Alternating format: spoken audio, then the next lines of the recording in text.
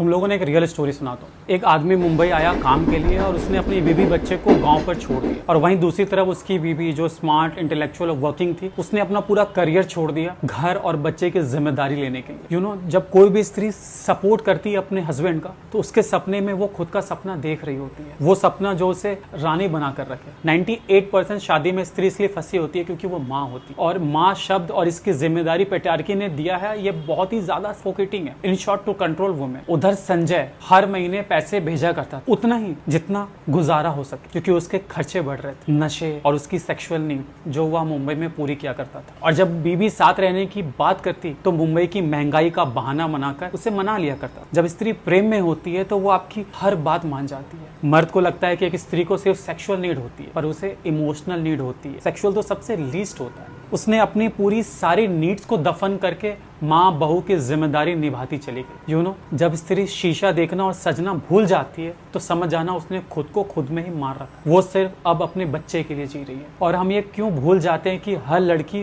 माँ के साथ साथ एक स्त्री भी होती है। जब जिंदगी में खालीपन होता है तो एक तिनका भी उसे अपने अंदर स्त्री होने की याद दिलाता है, वो उसके लिए खास हो जाता है। इन सालों में एक शख्स रानी के लाइफ में आया जिसे वो अपना खालीपन मर्यादा में रहकर शेयर करना स्टार्ट कर दिया, जो उसके छोटे छोटे कामों में मदद किया करता। पर रानी ने कभी भी उसे अपने करीब नहीं आने दिया, क्योंकि माँ का बोझ उसके सर पर था। उससे डर था कि अगर उसने अपनी दिल की आवाज सुनी तो समाज उसे तुरंत बदनाम कर देगा। कभी हमारी माँ को मौका मिले बच्चे या खुद को चुनने का, तो वो हमेशा खुद को चुनेगी। वो आदमी होली में रानी को गुलाल लगाने के लिए आया करता था, पर रानी ने उसे कभी छूने नहीं दिया। 1 साल आया, 2 साल आया, 3 साल आया, चौथे साल वो आया ही नहीं। रानी की आंखें एकटक दरवाजे पर देखती रह गई। उसने उस वक्त थोड़ा सा खुद के लिए चुना था, उसे प्यार हो गया था उस शख्स से। अब इसके बाद रानी के लाइफ में क्या हुआ ये नहीं पता, पर आई एम श्योर कि जिसने भी ये स्टोरी सुनी है उसने रानी को जज किया है।